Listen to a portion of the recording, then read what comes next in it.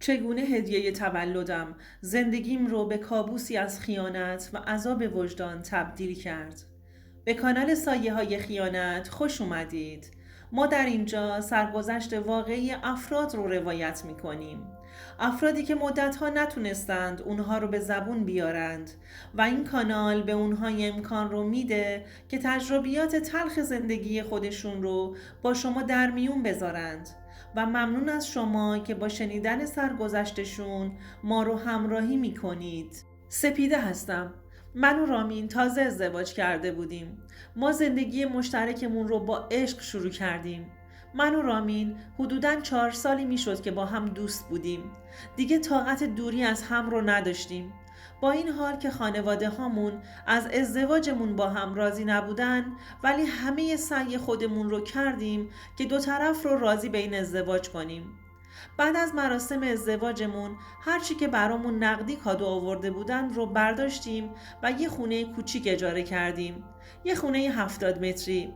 خدا رو شکر می‌کردیم که اول زندگی مستقل شدیم. میتونیم جدا از خانواده هامون زندگیمون رو با عشق شروع کنیم. من و رامین زندگی خیلی خوبی داشتیم. رامین کارمند اداره برق بود و منم یه خانم خونه‌دار شده بودم. رامین دوست نداشت من سر کار برم و کمک خرجش باشم. میگفت خانومم باید تو خونه باشه و وقتی که من از سر کار خسته و کوفته برمیگردم با آغوش گرم ازم پذیرایی کنه. منم کاری رو میکردم که اون دوست داشت. لباسی رو میپوشیدم که اون دلش میخواست. زندگیمون زبون زد کل فامیل شده بود و همه از خوشبختی ما دوتا میگفتند. یه 2 سالی به همین شکل گذشت و من عاشق زندگی و شوهرم بودم تا اینکه روز تولدم رامین برام یه گوشی مدل بالا خرید. تا اون موقع گوشی داشتم اما فقط میتونستم باهاش حرف بزنم و هیچ کاربرد دیگه ای نداشت. اما روز تولدم رامین سورپرایزم کرد. منو به یه کافه دعوت کرد و کیک و گل و کادوم رو همونجا بهم داد. کافه یه گروه موسیقی هم داشت که وقتی کیکم رو آوردن دور میزم گروه موسیقی جمع شدن و آهنگ تولد مبارک رو برام زدند و خوندند. چشام اشکی شده بود. طاقت نیاوردم و همونجا رامین رو در آغوش گرفتم و ازش بابت این همه سورپرایز قشنگش تشکر کردم. بعد از اون رفتیم سمت خونمون. تا در رو باز کردیم دیدم سورپرایز دومم تو خونمون بوده. رامین 2 تا خانواده ها رو دعوت کرده بود و به هم نگفته بود. دوستان عزیزم، اگر تا اینجای داستان خوشتون اومد لطفاً این ویدیو رو لایکش کنید. با باز کردن در خونم سورپرایز دومم بیشتر خوشحالم کرده بود. وقتی ورود کردم همه برام دست زدن و تولدم رو به هم تبریک گفتند. شب رویایی و زیبایی رو رامین برام رقم زده بود. شبی که هیچ وقت از ذهنم خارج نمیشه. فردای اون روز شروع کردم به جمع و جور کردن خونه. آخه به خاطر مهمونی شب قبل خونه به هم ریخته شده بود. بعد از اینکه کارام رو تموم کردم رفتم نشستم و گوشیم رو دستم گرفتم. سیم کارتم رو داخلش انداختم اما نیاز به راه اندازی داشت. به موبایل فروشی شوهر دوستم زنگ زدم و گوشی رو بردم که برام کاراشو انجام بدند. خیلی خوش دست بود. عاشق گوشیم شده بودم. سعی کردم که روزی 1-2 ساعت وقت بذارم باهاش کار کنم. دیگه بهش عادت کرده بودم. روزها بعد از اینکه کارهای خونه رو انجام میدادم با گوشی سرگرم می شدم. کم کم همه برنامه ها رو روش نصب کرده بودم. شماره های دوستام رو وارد کردم و قرار شد بچه ها یه گروه را بندازند که بتونیم اونجا همه کنار هم باشیم و با هم چت کنیم. رای گیری کردیم و منم قبول کردم. فردای اون روز گروه رو زدیم. هر روز 1-2 نفر به جمع ما اضافه می شدند.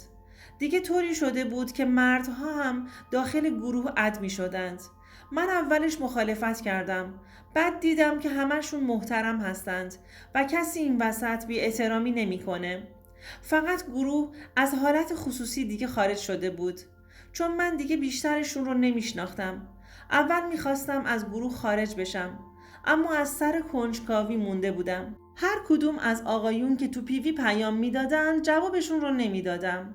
تا اینکه یه روز پیامی برام اومد و به هم گفت که لطفاً جواب بده. من نگاهی به عکسش انداختم و چون چهره جذابی داشت دلم به رحم اومد و جواب دادم.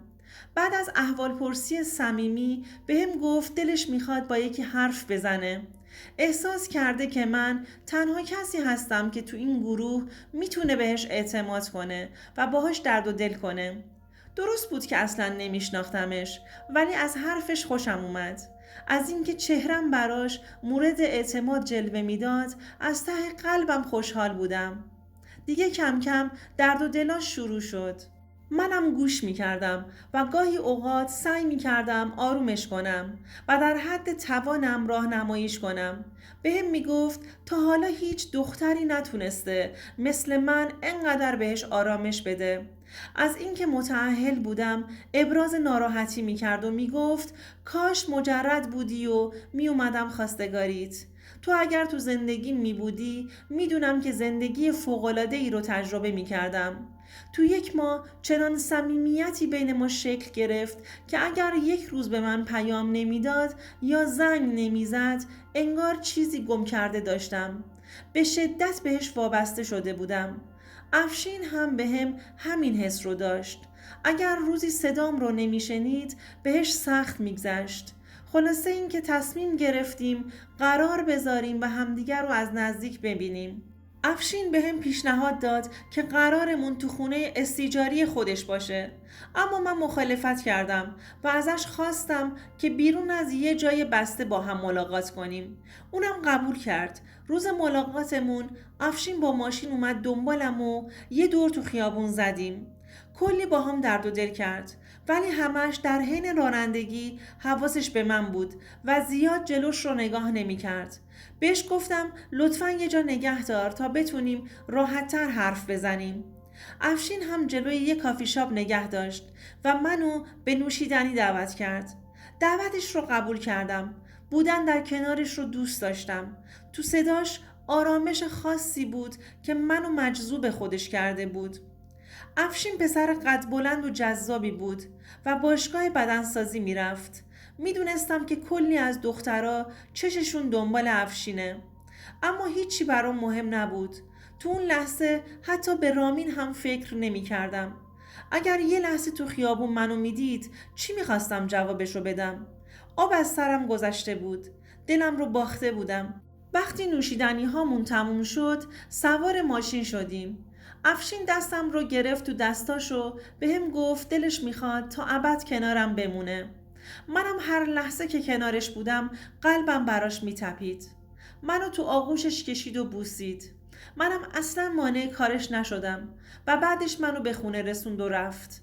وقتی وارد خونه شدم چشمم به عکس آرمین که روی دیوار نصب بود افتاد و عذاب وجدان گرفتم. تصمیم گرفتم این رابطه رو سریعتر تمومش کنم. نمیخواستم بیشتر از این از پشت به رامین خنجر بزنم، چون من با عشق با رامین ازدواج کرده بودم و به سختی به دستش آورده بودم و دلم نمیخواست به همین آسونی از دستش بدم. از همون لحظه به بعد هیچ کدوم از پیام‌ها و زنگ‌های افشین رو جواب ندادم. چند روز گذشت. برام سخت بود چون بهش عادت کرده بودم و بدجوری وابستش شده بودم. یه روز که طاقتم تموم شده بود جواب تماسش رو دادم. همین که صدای افشین رو پشت گوشی شنیدم دوباره دلم لرزید و ناخودآگاه بهش گفتم که دلم بدجوری براش تنگ شده. افشین هم که همین حس رو داشت ازم خواست که به دیدنش برم. منم بدون فکر کردن قبول کردم. ازم خواست که خونه خودش ملاقات داشته باشیم. دفعه اول که این پیشنهاد رو بهم داده بود قبول نکرده بودم، اما بار دوم برام مهم نبود که کجا باشه. فقط میخواستم که کنارش باشم. وقتی به آدرسی که داده بود رسیدم با زدن زنگ در خونه باز شد. خودش در رو باز کرده بود. با دیدن من چشاش پر از اشک شده بود.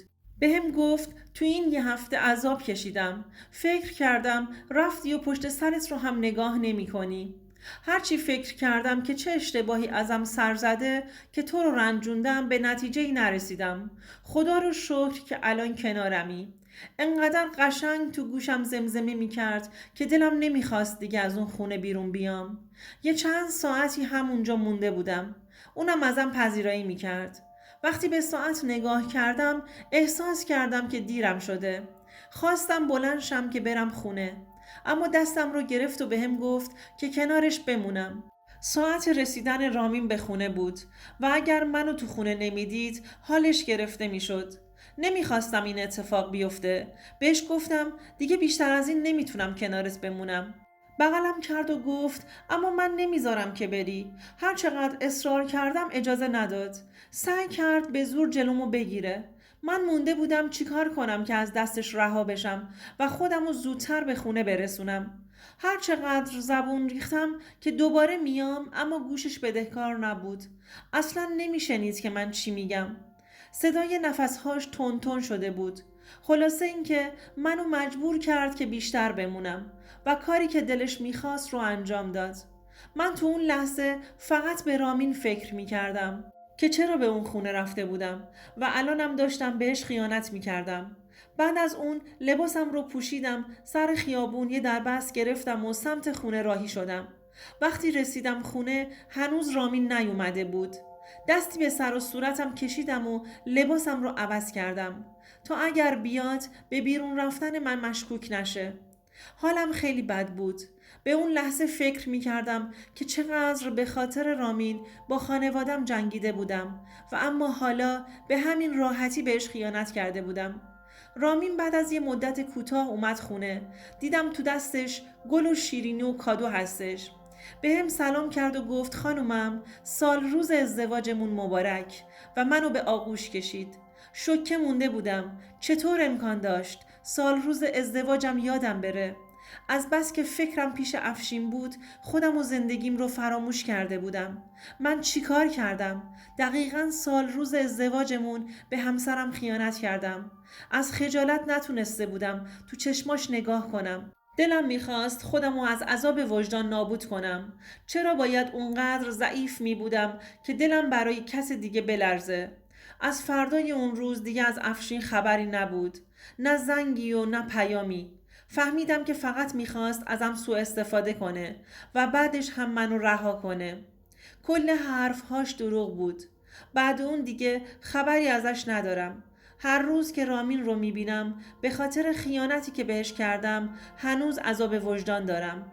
الان چند سال از اون ماجرا میگذره و من هنوز خودم رو آلوده خیانت و زنا میبینم. دوستان عزیزم، اگر شما هم به این نوع سبک از محتواها علاقه‌مند هستید، این ویدیو برای تو هستش. لطفاً برای دیدن ویدیوهای بیشتر ما رو سابسکرایب کنید و ممنون که تا انتهای این ویدیو با ما همراه بودید.